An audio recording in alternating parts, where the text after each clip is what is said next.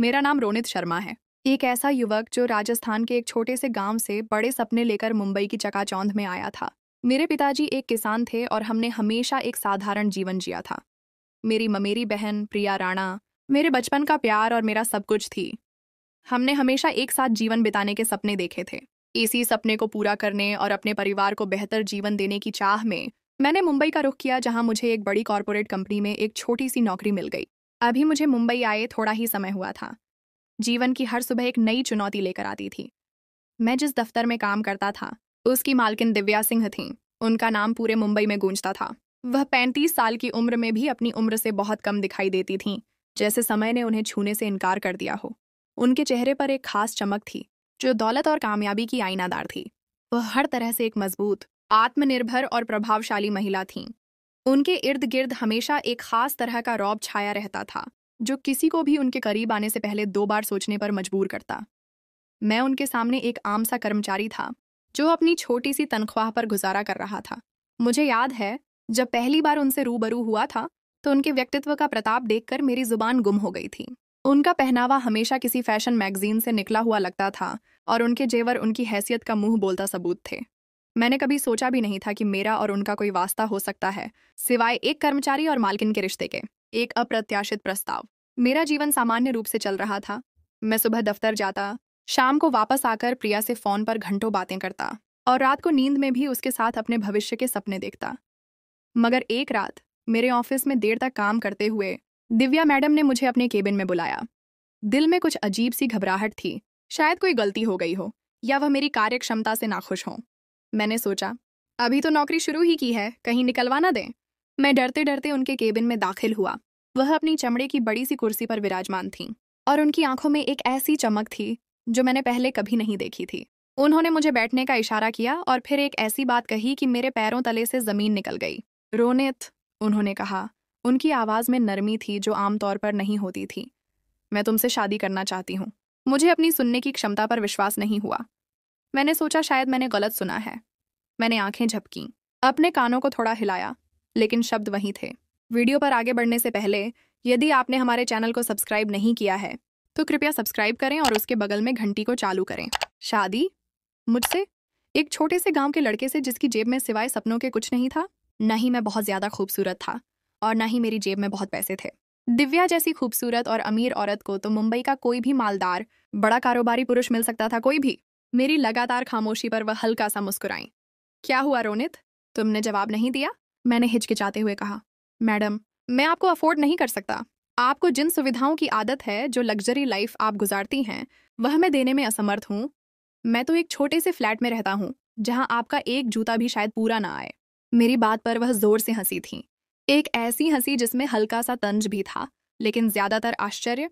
इसकी तुम्हें फिक्र करने की जरूरत नहीं है, सब कुछ मैं संभाल लूंगी, बस तुम्हारी हाँ चाहिए। मैं फिर भी उनकी बात समझ नहीं पा रहा था कि वह मुझ पर इतनी मेहरबान क्यों हो रही थी, मुझसे शादी क्यों करना चाहती थी, जबकि मुझ में ऐसी कोई खास खूबी नहीं थी। मैं उनके दफ्तर में सिर्फ एक जूनियर एग्जीक्यूटिव था। मुझसे बेहतर और खूबसूरत नौजवान इस दफ्तर में और भी बहुत से थे, जो उनसे शादी की इच्छा भी रखते थे, उनकी तारीफ भी करते थे, बल्कि यूं कहना भी सही होगा कि उन पर मर मिटने को तैयार थे। अगर वह हल्का सा भी इशारा देती तो फौरन उनसे शादी के लिए तैयार हो जाते। ये लोग रोजाना दिव्या के केबिन के बाहर घंटों उनकी एक झलक देखने के लिए खड़े रहते थे, मगर वह किसी को नजर भरकर भी नहीं देखती थीं। फिर मुझ में ऐसा क्या था? मैं सोच में पड़ा हुआ था कि वह दोबारा बोली। क्या सोच रहे हो रोनित? बताओ मुझे। मुझे तुम्हारे जवाब का बेसब्री से इंतजार है। रोनित की तरक्की और साथियों का आश्चर्य। मेरी नौकरी की शुरुआत वाकई बहुत मुश्किल थी। मैं अक्सर मीटिंग्स में घबराता, अपनी बात को सही तरह से बयान नहीं कर पाता था। मेरे सीनियर कर्मचारी, जिनमें खास तौर पर संजय और रोहित शामिल थे, मुझ पर हंसते, फुसफुसाते और एक दूसरे को इशारे करते। मैं समझ जाता था कि वह मेरा ही मजाक उड़ा रहे हैं। मैं उनकी बातों को नजरअंदाज करके वहां से चला जाता। मेरे अपने मसले पहले ही बहुत थे, माँ बाप के सपने, प्रिया का इंतजार, इन सब की वजह से मैं यहाँ संघर्ष कर रहा था। लेकिन मैंने हार नहीं मानी। मैंने दिन रात मेहनत की, अपनी कमजोरियों पर काम किया और 8 महीने में मैं काफी हद तक होशियार और अनुभवी हो चुका था। मेरी परफॉर्मेंस बेहतर होती जा रही थी, लेकिन फिर भी मैं किसी सीनियर के मुकाबले में नहीं था।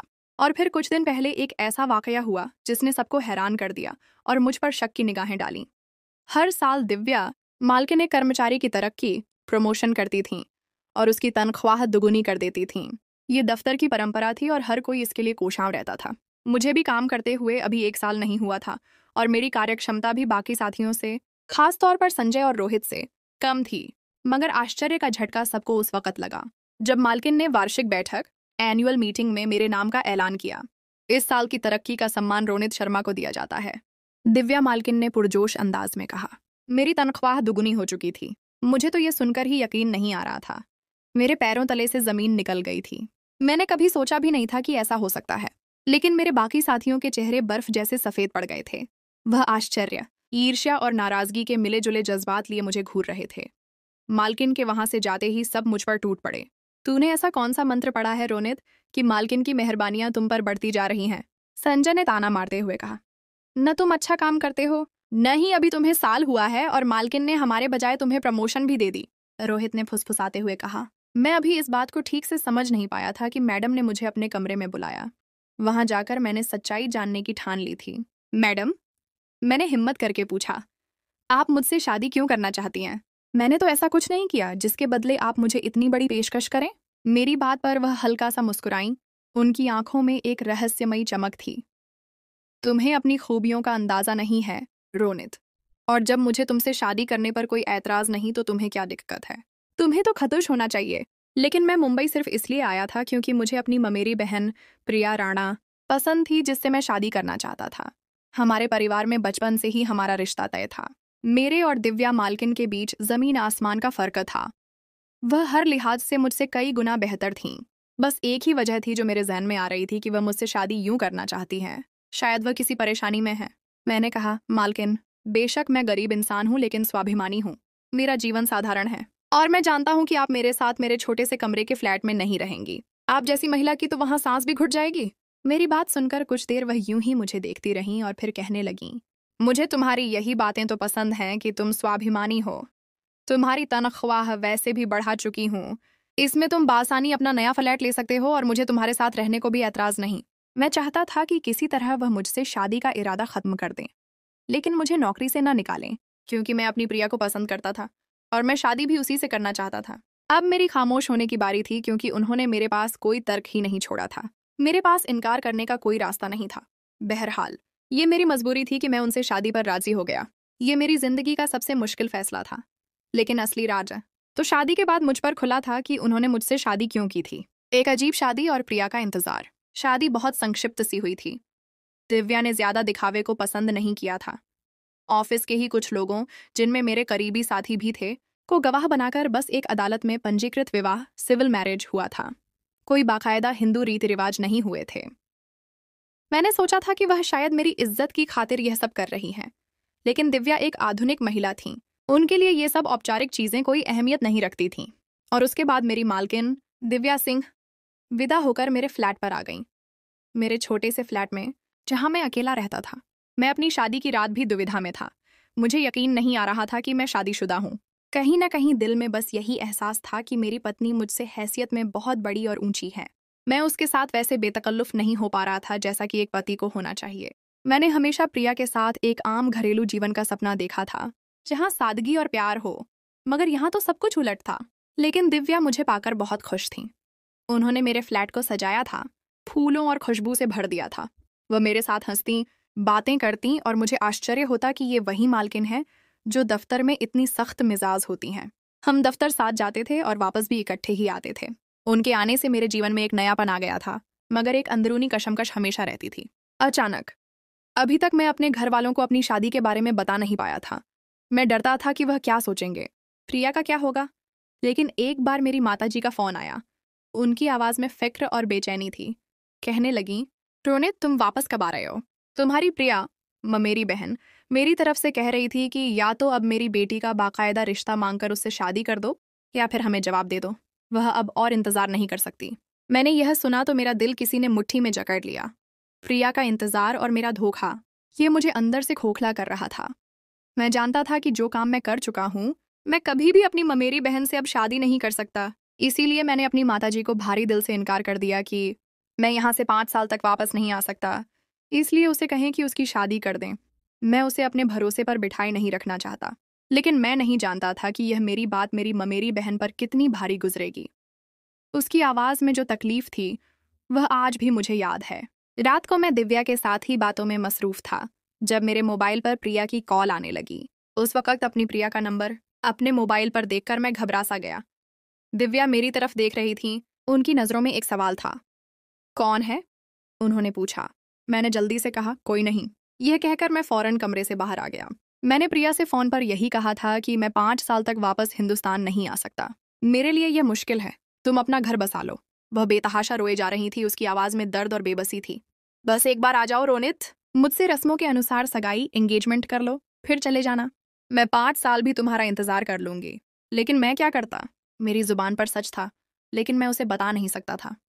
प्रिया, मेरे लिए यह मुश्किल है। मैं तुम्हें अपने भरोसे पर बिठाई नहीं रखना चाहता। बेहतर है कि तुम शादी कर लो, अपना घर आबाद कर लो। वह सिसक सिसक कर रो रही थी और मुझे इस बात का बेहद अफसोस था। मैंने फ़ोन बंद कर दिया। जब पीछे पलट कर देखा तो दिव्या मेरे पीछे ही खड़ी थी। उनके चेहरे पर एक अजीब सी मुस्कान थी जिसे मैं समझ नहीं पाया। ये कौन थी रोनित? उन्होंने पूछा। मैंने कहा, अब कोई नहीं। अगर थी भी तो अब नहीं है। तुम बेफिक्र रहो, मेरी जिंदगी में तुम्हारे बाद अब कोई नहीं आ सकता। यह कहकर मैंने दिव्या का हाथ थामा। वह प्यार से मेरे बालों में हाथ फेरने लगी। मैं रिश्तों को ईमानदारी से निभाना चाहता था, चाहे वह कितना ही मुश्किल क्यों ना होता। शादी हो चुकी थी तो जाहिर है जीवन मुझे अब दिव्या के साथ ही बिताना था। एक और आशा और एक और सदमा। हमारी शादी को कुछ ही महीने गुजरे थे जब दिव्या की तबीयत कुछ खराब रहने लगी थी। वह अक्सर थकी थकी रहती और एक दिन तो दफ्तर में भी चक्कर खाकर गिर गईं। मैं फौरन उसे अस्पताल लेकर आया। डॉक्टर ने कुछ टेस्ट लिए और फिर जो खुशखबरी मुझे सुनाई, मुझे तो यकीन नहीं आ रहा था। मैं पिता बनने वाला था। मेरे दिल में खुशी की लहर दौड़ गई थी। मैंने सोचा शायद यही वह खुशी है जिसका मैं इंतजार कर रहा था। इसीलिए अब सोचा कि अपने माता पिता को भी अपने इस रिश्ते के बारे में बता दूं। शायद ये खबर उन्हें संतुष्ट कर दे। मैंने देखा कि दिव्या परेशान थी। मैंने आज से पहले उसे इतना बेचैन और परेशान नहीं देखा था। हालांकि उसे तो खुश होना चाहिए था। मैंने कहा, तुम क्यों परेशान हो दिव्या? यह तो खुशी की खबर है। मेरी बात सुनकर वह रोने लगी। उनकी आंखों में खौफ था। मुझे डर लगता है रोनित, जब मैं पैदा हुई थी तो मेरी माँ मर गई थी। इसीलिए मुझे लगता है अगर मैंने कोई बच्चा पैदा किया तो मैं मर जाऊंगी, और मैं मरना नहीं चाहती। यह पहली बात थी जो दिव्या ने मुझे अपने घर वालों के बारे में बताई थी। मैं उसके माता पिता और उसके परिवार से बिल्कुल अनभिज्ञ था। बस यही पता था कि वह अकेली ही रहती है। मुझे उनकी बात सुनकर आश्चर्य हुआ, लेकिन मैंने उन्हें तसल्ली दी। ऐसा नहीं होता दिव्या, हर बार हर औरत के साथ तो ऐसा नहीं होता ना। तुम देखो ये पूरी दुनिया में कितनी औरतें हैं जिनकी संतान होती है और वह जिंदा सलामत भी रहती हैं। ये सब वहम है, कुछ नहीं होगा। मैंने उसे आराम करने की सलाह दी और कहा कि सारा काम वह मेरे सिर पर डाल दे। दफ्तर की सारी जिम्मेदारी मैंने संभाल ली थी। मेरा बच्चों से शुरू ही से बहुत लगाव था, इसीलिए 9 महीने का इंतजार मैंने बड़ी शिद्दत से किया था। मैं हर रात बच्चे के लिए खिलौना खरीदता, उसके कमरे को सजाने के सपने देखता। लेकिन जिस दिन प्रसव डिलीवरी होना था, दिव्या बेहद परेशान थी। अस्पताल में प्रसूति कक्ष लेबर रूम के बाहर ही खड़ा था, दुआएं मांग रहा था। कुछ देर बाद एक डॉक्टर बाहर निकलकर कहने लगी, आई एम सॉरी, मुझे अफसोस है, हम आपके बच्चे को नहीं बचा सके। ये सुनकर तो ऊपर की सांस ऊपर ही रह गई थी। मेरी आंखों से आंसू बहने लगे थे। एक पुरुष होते हुए भी मैं अपना धैर्य खो बैठा। मैंने अपने हाथ मुट्ठियों में भींच लिए। एक एक दिन मैंने गिन गिन कर गुजारा था, यह उम्मीद लिए कि अब मेरी गोद भर जाएगी। दिव्या कैसी है? मुझे दिव्या का ख्याल आने लगा कि वह तो फिर माँ है और एक औरत ऐसा गम बर्दाश्त नहीं कर सकती। वह कहने लगी, आपकी पत्नी बिल्कुल ठीक है, लेकिन उन्होंने एक मृत बच्चे को जन्म दिया था। एक पिता के लिए इससे बड़ी परीक्षा और क्या हो सकती थी कि वह अपने पहले बच्चे को अपने हाथों से ही दफनाए। जब डॉक्टर ने मेरे बच्चे को मेरे हाथों में डाला तो मैं बुरी तरह से कांप रहा था, फूट फूट कर रो रहा था। मेरे आंसू थमने का नाम नहीं ले रहे थे। मैं अभी तक दिव्या से नहीं मिला था। मुझ में इतनी हिम्मत ही नहीं थी कि उसे तसल्ली और हौसला दे सकता। एक पुरुष होते हुए भी मैं हिम्मत हार चुका था। मैंने अपने बच्चे को मिट्टी के सुपुर्द बेरीड किया था। उसकी कब्र पर भी बैठकर बहुत रोया था, उससे बातें करता रहा। मुझे लगा था कि यह मेरा सपना था, लेकिन जब तक मैं दोबारा अस्पताल पहुंचा, अपने आप को समझा चुका था। जैसे ही मैं उसके कमरे में गया, वह बिल्कुल खामोश बैठी थी। उनके चेहरे पर किसी प्रकार का दुख या तकलीफ नहीं थी। मुझे देखकर कहने लगी, शायद हमारी किस्मत में संतान ही नहीं। यह कहकर वह आराम से फल खाने लगी। मैं तो उसे तसल्ली देने आया था। मुझे लगा था कि मेरे साथ लगकर रोने लगेगी, लेकिन उसने तो ऐसा कुछ भी नहीं किया। शायद वह मुझसे ज्यादा हौसला रखती थी जो इतना बड़ा गम सह गई थी, या शायद वह इतनी पत्थर दिल थी कि यह सब उसे महसूस ही नहीं हुआ था।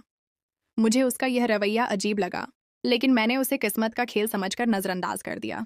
चेक रिपब्लिक की यात्रा और एक और बेचैनी। अब इस बात को 1 साल गुजरा था कि दिव्या की तबीयत फिर से खराब होने लगी।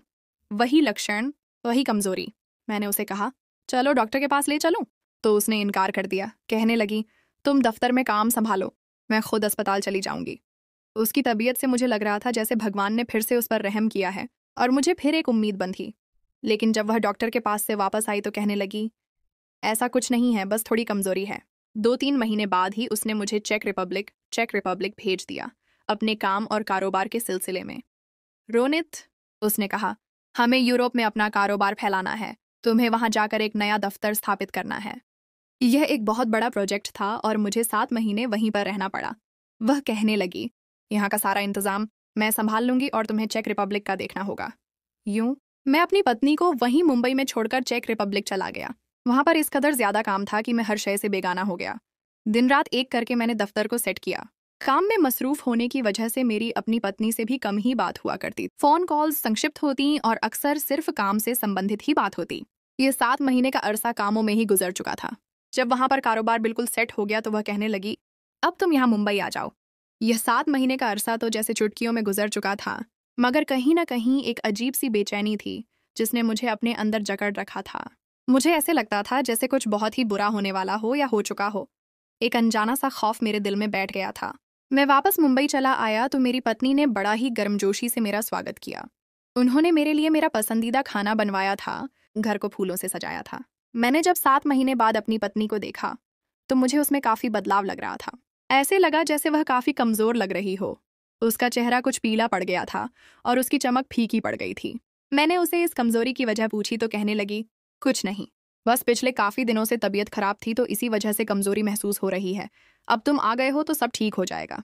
चेक रिपब्लिक का सारा कारोबार दिव्या ने मुझे सौंप दिया था, इसीलिए वहां से वाला सारा मुनाफा मेरे ही हाथ में था। मैंने अब एक अच्छी खासी रकम जमा कर ली थी। मैं जिस फ्लैट में रहता था उसके सामने ही एक घर था जो कि 2 मंजिला था और बड़ा ही खूबसूरत था। मैंने हमेशा प्रिया के साथ ऐसे ही एक घर में रहने का सपना देखा था। अब मेरे पास पैसा भी था, इसीलिए सोचा क्यों ना वह घर खरीद लूं, और इस बार जब हमारी शादी की दूसरी सालगिरह एनिवर्सरी हो तो मैं अपनी पत्नी को वह घर उपहार दूं। आखिर कोई इतनी अमीर होने के बावजूद वह पिछले 2 साल से मेरे साथ इस छोटे से फ्लैट में रह रही थी। उसने कभी मुझसे किसी बात की कोई शिकायत नहीं की थी। मैंने महसूस किया था कि शायद उसे भी एक अपना घर चाहिए था।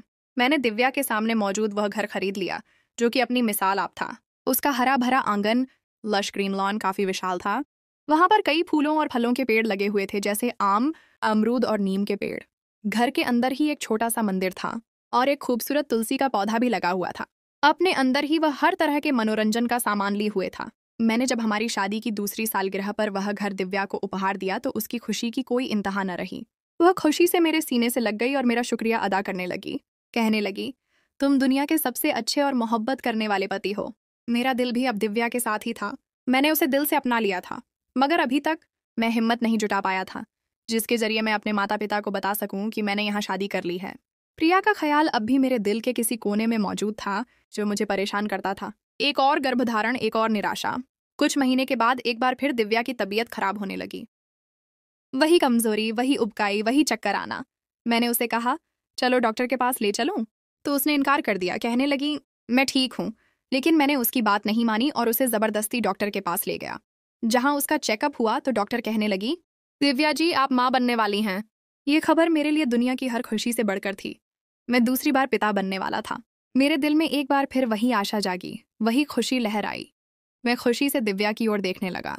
जब मैंने दिव्या को देखा तो वह स्थिर चेहरे से डॉक्टर को देख रही थी। उनके चेहरे पर खुशी का कोई निशान नहीं था। वह कहने लगी, आपको कोई गलतफहमी हुई होगी डॉक्टर साहिबा, आप एक बार फिर से चेकअप करें। तो डॉक्टर कहने लगी, नहीं दिव्या जी, मैंने अच्छे से ही चेकअप किया है और फिर रिपोर्ट भी जारी की है, आप गर्भवती हैं। मैं दिव्या की ओर देखने लगा और कहने लगा, क्या तुम इस बात से खुश नहीं हुई दिव्या? तो दिव्या कहने लगी, नहीं नहीं, वह बात नहीं। दरअसल दफ्तर का काम बहुत ज्यादा है। हमें अपनी चेक रिपब्लिक वाली ब्रांच पर भी काम करना है और इसमें एक बार फिर माँ बनना मेरे लिए काफी मुश्किल हो जाएगा। मेरी व्यक्तित्व, मेरा कारोबार, सब कुछ प्रभावित होगा। मुझे उसकी बात सुनकर दुख हुआ। मैंने दिव्या को समझाने लगा कि ऐसा कुछ नहीं होगा, सब कुछ मैं संभाल लूंगा। तुम यहीं रहकर अपना और होने वाले बच्चे का ख्याल रखो। इस बार मैं अपनी संतान को नहीं खोना चाहता।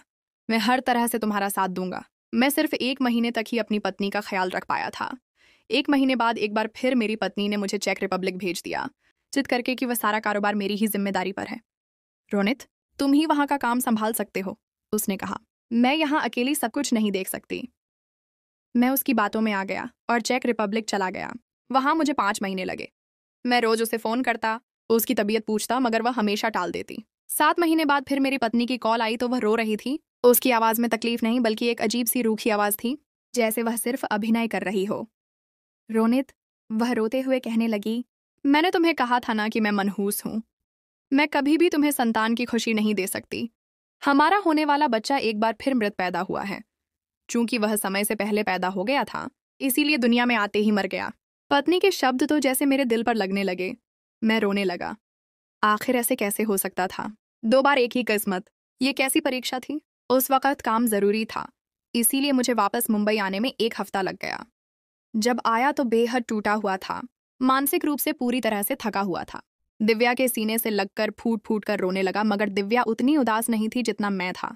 शायद वह यहीं मुंबई में पली बड़ी थी और यहीं का खुला माहौल, लिबरल कल्चर उसने अपना रखा था। हालांकि यह दुर्घटना हिंदुस्तान के किसी गांव में हुई होती तो मेरे अंदाजे में पुरुष से ज्यादा एक माँ बनने वाली महिला को इस बात का दुख होता कि उसकी गोद खाली हो गई। लेकिन दिव्या को यूं लगता था उसे जरा बराबर भी दुख नहीं है। उसे अपनी शारीरिक बनावट, फिगर और खूबसूरती का एहसास था। उसे फर्क नहीं पड़ता था कि वह माँ बन रही है या नहीं। जबकि मैं अपनी संतान को बेतहाशा याद करता था। अगर मेरे दोनों बच्चे जिंदा होते तो अभी तक इतनी उम्र के हो चुके होते। मैं अक्सर रातों को सोते हुए उन्हें अपनी बाहों में महसूस करता। सच्चाई का भयावह खुलासा। मगर खैर, जिंदगी गुजर रही थी। एक रोज दिव्या दफ्तर में थी और मेरी तबीयत ठीक न होने की वजह से मैं घर पर ही था। 2 बच्चों को खोने का गम मुझे अंदर से खा रहा था। मैं घर के आंगन में, जहां पर कई खूबसूरत पौधे और पेड़ थे, वहां पर चहलकदमी करने लगा और सोचने लगा कि आखिर मेरे साथ ऐसा क्यों हो रहा है। कहीं मेरी ममेरी बहन की आहें या बद्दुआएं तो नहीं मुझे लग चुकी? या मैंने प्रिया के साथ बुरा किया था, उसी की सजा मिल रही थी? मैं अभी इन्हीं सोचों में गुम था कि कल रात जबरदस्त बारिश होने की वजह से आंगन की मिट्टी काफी जगह से उखड़ चुकी थी और मैं माली को बुलवाकर वह सब ठीक करवाना चाहता था। तभी मुझे अपने पैरों के नीचे कुछ नरम सा महसूस हुआ। अनजाने में मैंने अपना पैर हटाकर जमीन की तरफ देखा तो एक पल को झटका सा लगा। मिट्टी और कीचड़ से लिपटा हुआ, न जाने वह क्या था। मैं झुककर उस चीज को देखने लगा। जो चीज मेरे सामने आई, मेरा तो वजूद कांप उठा, क्योंकि वह तो एक बच्चे का हाथ था। इंसान के बच्चे का हाथ। मेरा तो कलेजा मुंह को आ गया। मेरा खून जम गया था। फौरन मैंने हाथ से मिट्टी खोदना शुरू कर दिया। जब मिट्टी खोदकर देखा तो सामने एक मृत बच्चे की लाश थी, एक नवजात शिशु। ऐसे लगता था जैसे कुछ दिन पहले ही उसे दफनाया गया हो। उसकी त्वचा अब भी नरम थी और उसके छोटे छोटे नाखून नजर आ रहे थे। ये दृश्य देखकर मेरी सांस रुकने लगी थी। मैं चीखने वाला था, मगर मेरी आवाज गले में ही अटक गई। मैंने फौरन अपने एक कर्मचारी को बुलवाया और उसे कहा कि यह सब कुछ क्या है? ये बच्चा किसने यहाँ पर दफनाया? कर्मचारी भी भयभीत हो गया। उसने जल्दी से पुलिस को बुलाया। वहां पर पुलिस आ चुकी थी, इंस्पेक्टर राधिका शर्मा और उनकी टीम। उन्होंने मेरी बात सुनकर फौरन पूरे आंगन को घेर लिया और खुदाई शुरू कर दी। जब वहां से जमीन को और खोदा गया तो मेरा वजूद कांप उठा। वहां पर 2 और बच्चों के कंकाल निकले थे जो कुछ अरसा पहले वहां पर दफनाए गए थे। 3 बच्चे, मेरे 3 बच्चे। मैंने आश्चर्य और भय से पुलिस की तरफ देखा। वह सब कुछ खामोशी से नोट कर रहे थे। मेरी पत्नी दिव्या घर पहुंच चुकी थी। उसे मालूम हो गया था कि घर में कुछ गड़बड़ है। उसके चेहरे की हवाइयां उड़ी हुई थीं। मारे खौफ के रोने लगी, लेकिन उसके आंसुओं में एक अजीब सा खोखलापन था। यह सब कुछ क्या है रोनित? हमारे घर में यह सब क्या हो गया? वह मुझे दिलासा देने लगी, कहने लगी, आपने ऐसा क्यों किया? न जाने यह बात कहाँ तक जाएगी और हमारा नाम खराब होगा। हमारी इज्जत दांव पर लग जाएगी। मुझे उसकी बातों पर गुस्सा आने लगा था। मेरा क्या? ये सब मेरे घर में क्यों हो रहा था? मगर जब फॉरेंसिक रिपोर्ट सामने आई तो मेरे होश उड़ चुके थे। उन तीनों बच्चों का डीएनए मुझसे मिल रहा था। वह तीनों बच्चे मेरे ही थे। डॉक्टर और पुलिस अफसर मेरे सामने बैठे मुझसे सवाल कर रहे थे, जबकि मेरी पत्नी हक्की बक्की पीछे खड़ी थी। उसका चेहरा बिल्कुल सफेद पड़ चुका था। मुझे तो खुद कुछ समझ नहीं आ रहा था। मेरा दिमाग तो काम ही नहीं कर रहा था। मैं सदमे में आ चुका था। तभी इंस्पेक्टर राधिका शर्मा मेरी पत्नी की ओर मुड़ी और उससे सवाल करने लगी। उन्होंने दिव्या की ओर से दी गई तमाम जानकारी की पड़ताल शुरू कर दी। वह जिन जिन डॉक्टरों और अस्पतालों के पास गई थी, पुलिस टीम उन जगहों पर गई और फिर डॉक्टर्स ने सारी असलियत खोलकर सामने रख दी। वह असलियत तो जैसे मेरी आत्मा तक को झकझोर चुकी थी। ये तीनों संतानें मेरी ही थीं, जिन्हें मेरी पत्नी ने दुनिया में आने से पहले ही या तो गर्भपात करवा दिया था, अबॉर्टेड, या फिर मुझे बहाने से चेक रिपब्लिक भेजकर उन्हें पैदा करके मारने के बाद इस जमीन में दफना दिया था। यह सब उसने अपनी दौलत, अपनी खूबसूरती और अपने कारोबार को बचाने के लिए किया था। वह नहीं चाहती थी कि माँ बनकर उसका शरीर प्रभावित हो, उसका कारोबार धीमा हो जाए। ये खबर जब मुझे मिली तो मैंने दिव्या की ओर सवालिया नजरों से देखा। उसकी खामोशी गवाही थी कि यह सब सच है। उसकी आंखों में मुझे एक अजीब सी वहशत नजर आई। मैंने एक थप्पड़ उसके चेहरे पर मार दिया और चीखा, तुमने ऐसा क्यों किया? ये मेरे बच्चे थे, हमारी संतान थी। तो वह गुस्से से चीखने चिल्लाने लगी, अपने बाल नोचने लगी। मुझे बच्चों से नफरत है। मुझे बच्चे शुरू ही से पसंद नहीं हैं, और अपनी संतान तो मैं बिल्कुल भी नहीं चाहती थी। तुम जैसे गरीब और मेरे ही टुकड़ों पर पलने वाले व्यक्ति से शादी इसीलिए की ताकि मैं संतान न पैदा कर सकूं और अपना व्यवसाय, बिजनेस आगे बढ़ाती रहूं।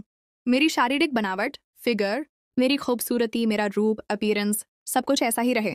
जबकि अगर अपने ही जैसे किसी हमपल्ला व्यक्ति से शादी करती तो तेज दिमाग व्यक्ति कभी भी मेरे राज्य से पर्दा उठा सकता था। जबकि तुम ठहरे मामूली नौकर। तुम तो मेरे इशारों पर नाचते रहे। तुम्हारी सादगी मेरे लिए बेहतरीन ढाल थी। उसके शब्द सुनकर मैं अवाक रह चुका था। मेरा सिर चकरा गया। एक महिला का ऐसा रूप जो अपने ही बच्चों की हत्यारी हो, तो उसकी स्वार्थपरता की कोई सीमा नहीं थी। पुलिस उसे पकड़कर ले जा चुकी थी, जबकि मैं यह सोच सोच कर हैरान था कि क्या महिला का यह रूप भी होता है।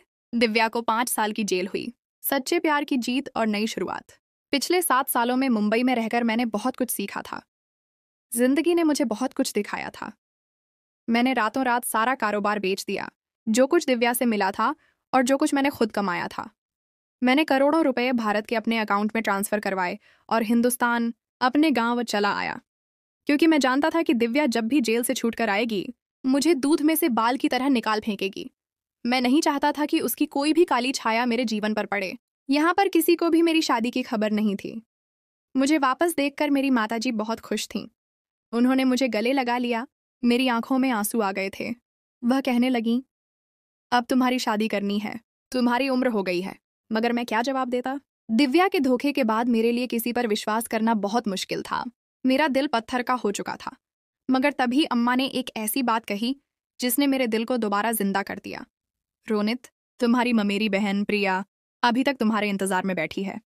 उसने शादी ही नहीं की। उसे यकीन था कि तुम लौट आओगे। प्रिया, मेरा बचपन का प्यार, मेरी पहली मोहब्बत, उसने मेरा इंतजार किया था इतने साल। मेरा दिल पिघल गया। मैं भागा भागा मामी के घर गया। प्रिया वहां बैठी थी, वही सादगी, वही प्यार उसकी आंखों में। उसने मुझे देखा तो उसकी आंखों में आंसू आ गए। हम एक दूसरे को देखते रह गए। कुछ दिन बाद ही मैंने अपने माता पिता और मामी मामू से बात की और अपनी ममेरी बहन प्रिया से शादी कर ली।